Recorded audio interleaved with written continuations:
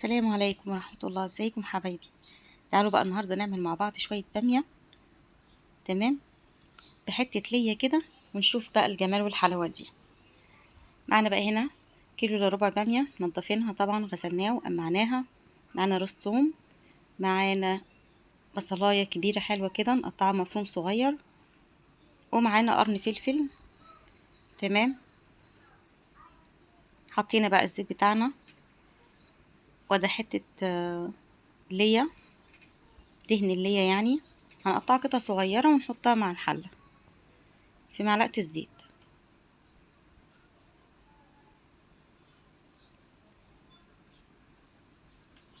هنسيبها بقى تتشوح كده مع بعضها لحد ما تسلي.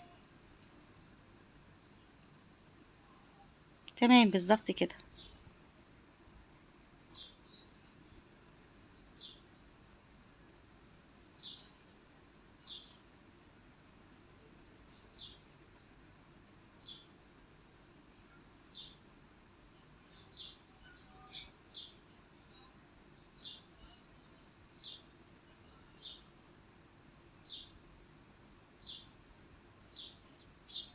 هننزل بقى دلوقتي عليها بالبصلاية.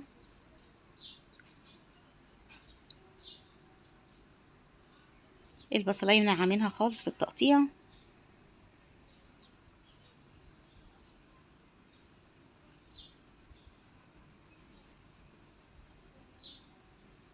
نشوح بقى. احنا يا دوب هنخلي بس البصلاية تدبل معانا.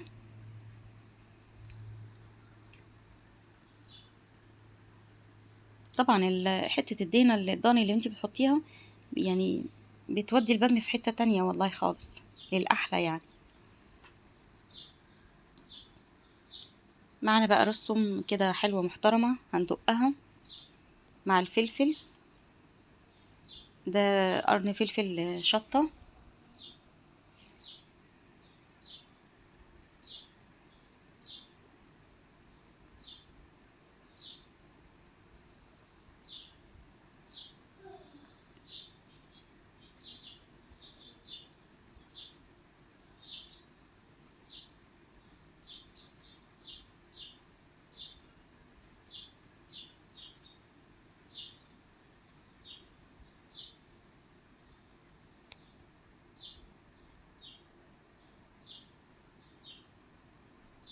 هننزل بقى دلوقتي بالتومة بتاعتنا. البصلة بقى ابتدت تدبل اهي، نشوحهم بقى مع بعض. بعد كده هننزل بالطماطم.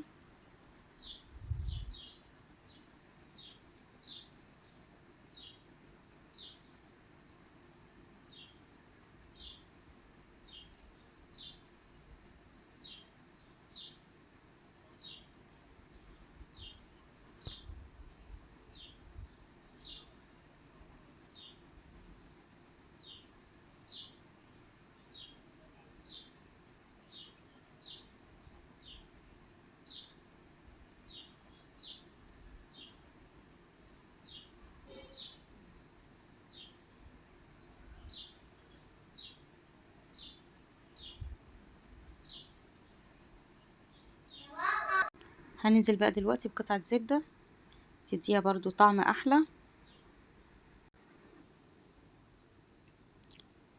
قطعة الزبدة بقى تعزز الطعم معانا.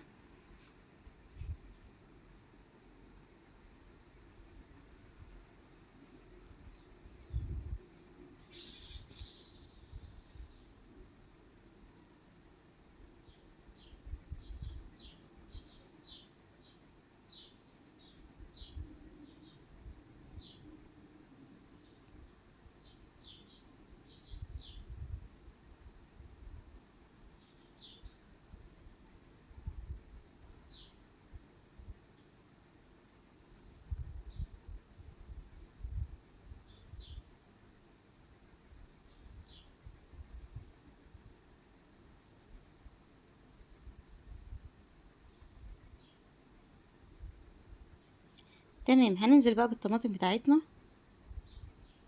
زي الفل. هنسيبها بقى تتسبك وبعدين نرجع ليها تاني.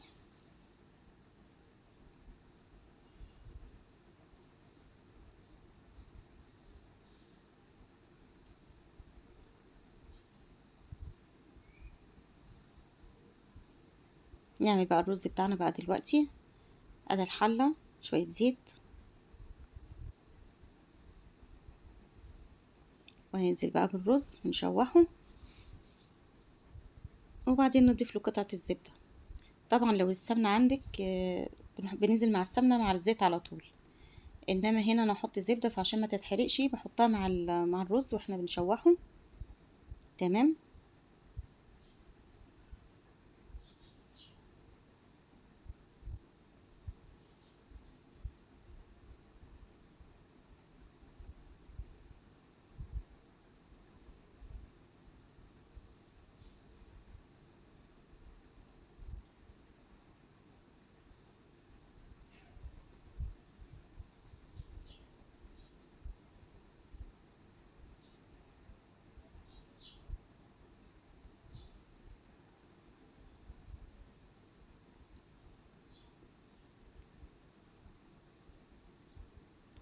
زي الفل.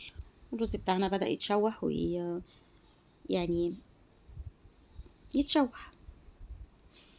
انا كمان الصلصة بتاعتنا الحمد لله تمام، وما شاء الله الطماطم حمرا زي الفل.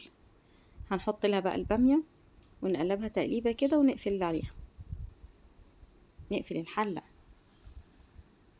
مش هنطفي النار خالص دلوقتي.